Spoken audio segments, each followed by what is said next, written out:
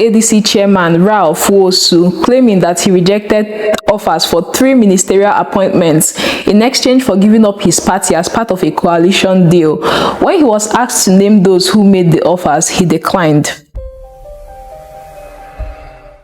Hello everyone, my name is Kosi Sochikume. Welcome to Situation Room's weekly political news roundup, where we break down Nigeria's top political stories.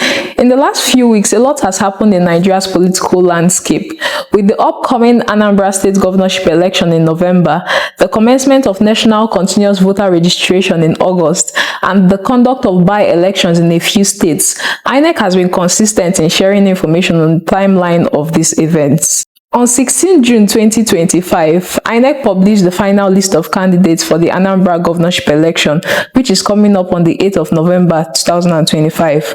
INEC also extended the continuous voter registration exercise in Anambra from 17 July to 20th July 2025. It was also announced that the preliminary voters register will be displayed from 26 July to 1st August for objections and complaints about names omitted or wrongly included. All things being equal, the process is to end today. As for campaigns in Anambra officially started on the 11th of June and will run until November 6th, 2025. In the course of campaigns, we saw Peter Obi publicly endorsing George Mowalu, the Labour Party candidate in the state. On another note, the PDP candidate Jude Ezewafo was reportedly said to have escaped assassination 2 weeks ago, and this is a disturbing sign that security risks may escalate as election draws nearer. So now let's talk about the cost of politics in Nigeria. Every election cycle, the debate about the high cost of nomination forms resurfaces. Just last month, the news of APC pegging their governorship nomination forms at 50 million naira stirred more debates. Why has the high cost of nomination forms become a new culture in Nigeria? Many have called out the National Assembly to legislate on the cost of nomination forms, but the question remains, will they? Comments from politicians also show us why the National Assembly may not be willing to honor this request. During a public policy dialogue as far back as 2005, the former Senate President Adolphus Wabara, when commenting on the financial burdens politicians face to gain office, said this: "The membership of the National Assembly is an investment because most of us sold our houses to get to the Senate. The maturity is there, but it is the ability to recoup whatever is spent legitimately that is the problem."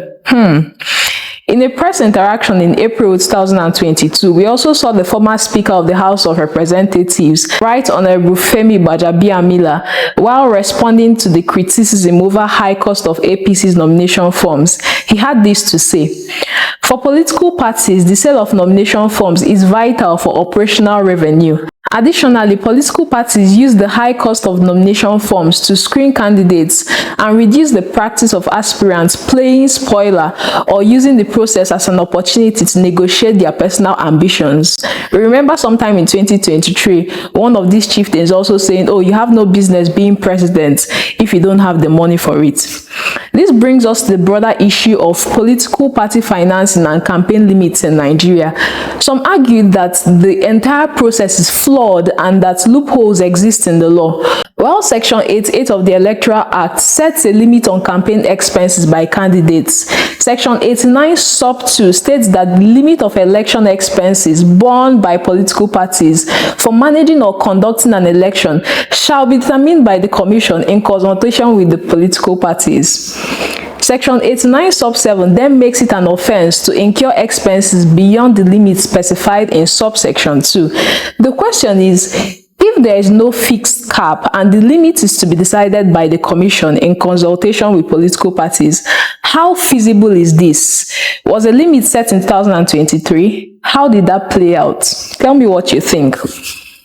There is also an argument that placing a cap would open the floodgate of continuous amendments, since inflation soon affects or weakens monetary provisions in a law. Following these arguments, there have been suggestions that monetary provisions should be included in INEC guidelines rather than the Electoral Act to mitigate the effects of inflation. What do you think about this? So beyond Anambra, INEC has announced that the nationwide continuous voter registration will begin with an online pre-registration on the 18th of August, while registration in person starts on the 25th of August 2025. Meanwhile, party primaries for the upcoming by-elections were held between the 17th to the 21st of July 2025.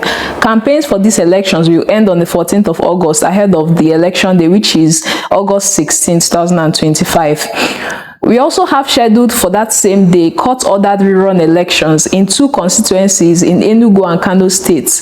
If you remember, these elections were previously disrupted by violence in 2023. Here are other political stories that made headlines this week. We saw the ADC chairman Ralph Wosu claiming that he rejected offers for 3 ministerial appointments in exchange for giving up his party as part of a coalition deal. When he was asked to name those who made the offers, he declined.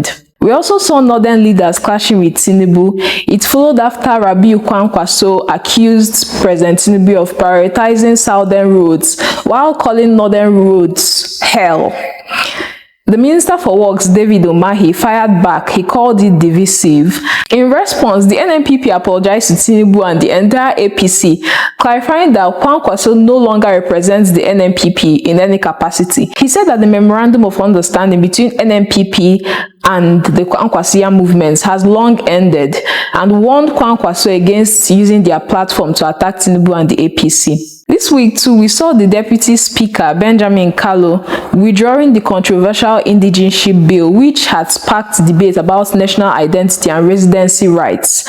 The Deputy Speaker mentioned that there would be a need for broader consultation on the bill, given the warnings from several stakeholders, especially the National Institute for Legislative and Democratic Studies, NILS, which highlighted the risk of creating overlapping or multiple indigenship claims. After Nigeria's Super Falcons defeated Morocco in the Women's African Cup of Nations 2025, we saw President Tinubu awarding each of these women $100,000 and a 3-bedroom apartment.